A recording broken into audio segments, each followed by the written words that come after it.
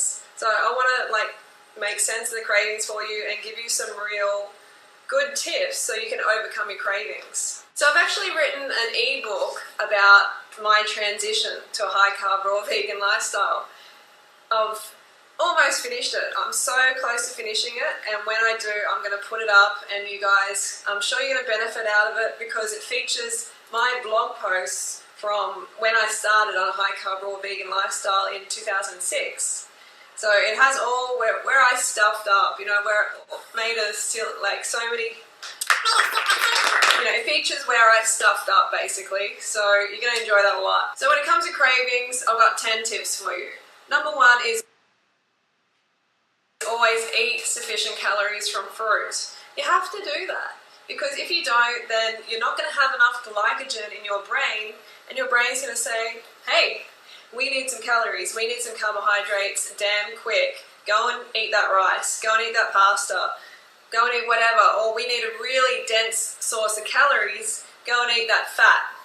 You know, go and eat that animal fat or that milk or whatever. Now that's what's going to happen. Make sure you're counting your calories, so you go to chronometer.com and you put in your calories every single day until you're confident that you can stay on track and that you know how many calories are in things. Because now I can just eyeball something and I know how many calories are in it. A lot of people are like, oh my god, you know, I can't eat any more fruit, you know, I'm so full after one banana.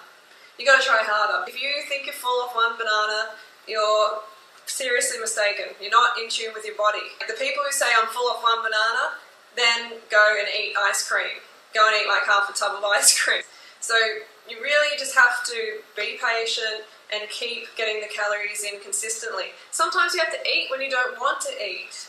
You know, you may not feel like eating, but I've noticed as soon as we bring the fruit up to our lips and our taste buds taste that carbohydrate, that's when, you know, it registers in our brain, oh, we need food. And then it starts to taste better and we can get the food in. So sometimes you have to be like a robot. You know?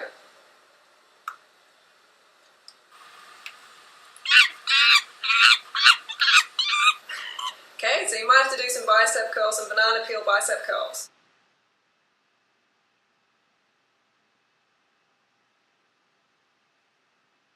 Smoothies are really good because they help you get more calories in. When we're sort of drinking it, even though you have to chew it, but it's still sort of a drink, when we're having it in that form, it's so much easier to get more calories in. Okay, so really concentrate on smoothies early on in your journey and forevermore. You know, like I have a lot of smoothies. Most of the time, 2 of my meals out of a day are smoothies. If you don't know why you're feeling a certain way, you know, why you're having a craving, then how are you going to know how to fix it? You're not going to know. So you need to educate yourself. Carbohydrates are brain fuel.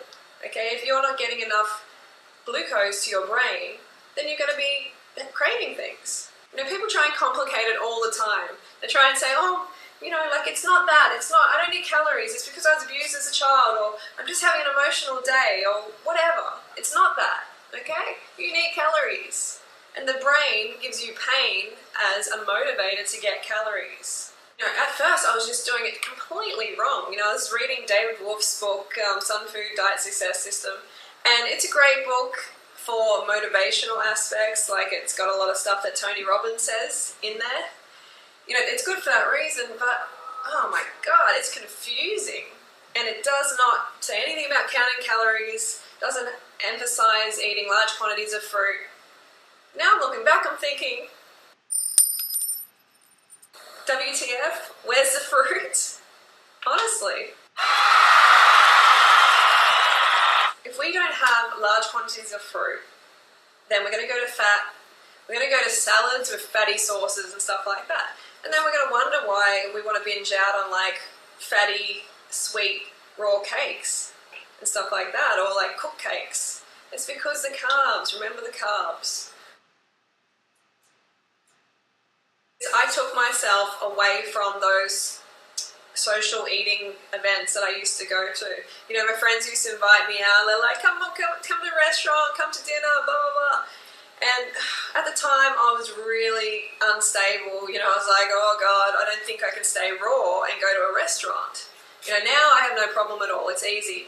But at the time I was too shaky to put myself into that environment. It's like an alcoholic going to a liquor store.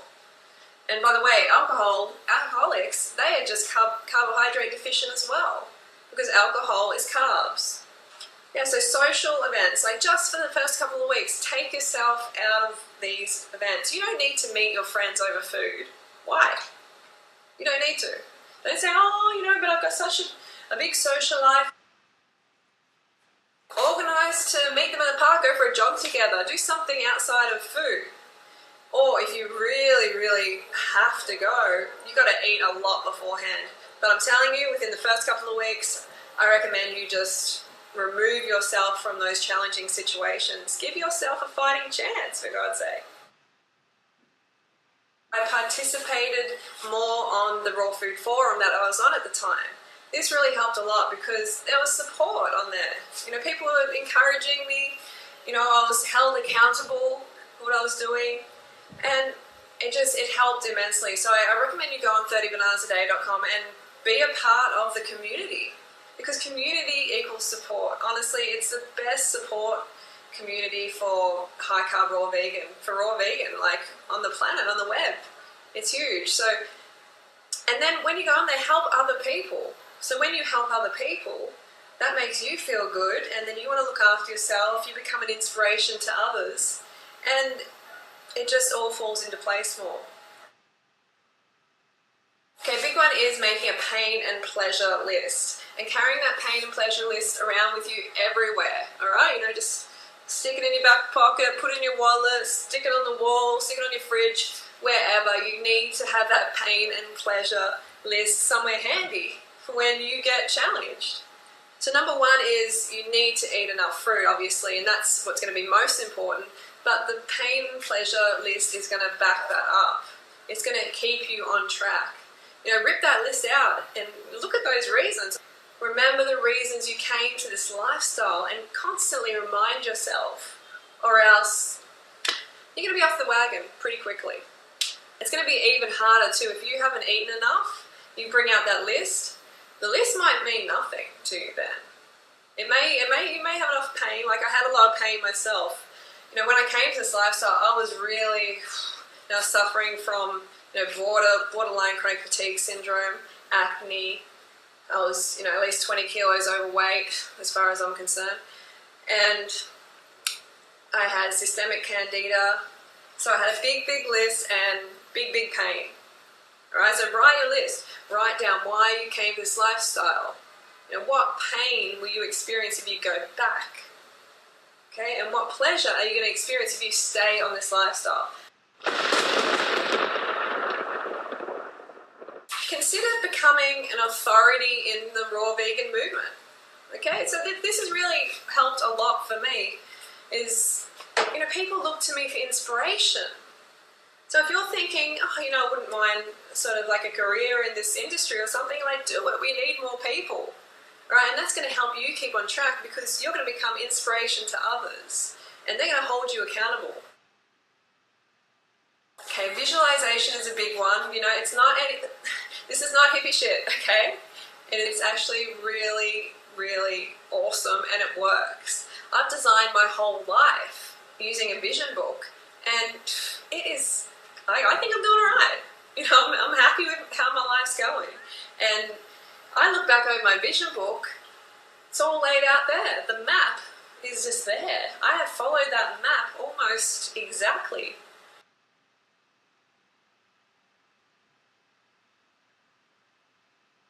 Go to fruit festivals. Be around people who are doing the same thing as you're doing. I know when I went to the fruit festival this year, it was amazing. Like even though I was already on the lifestyle, just being around like 100 other people, more than 100 other people doing the same thing and being carved up, it was so good. When people have enough carbohydrates, it's like, God, I've never been to a gathering of people in such a good mood. So that is a big thing. Go to festivals, like surround yourself with people doing the same thing so you feel supported in real life, not just online. And throw raw food picnics, you know, invite people over, start to meet people, get out of your comfort zone. Make bananas and dates your staple. It's so important. Like bananas and dates are like the rice of the high carb raw vegan movement. And if you think you're allergic to bananas or dates, I don't know, you know, because people eat a whole lot of other foods, like, you know, meat and dairy, for instance, and then they have a banana and they have some sort of reaction and they're like, oh, it must be the banana. But come on, does that make sense really? You know, you're putting in something that is not meant to be in your colon and in your stomach, and then you're putting something like a banana that is meant to be in there, and then you're blaming the banana. I don't think so.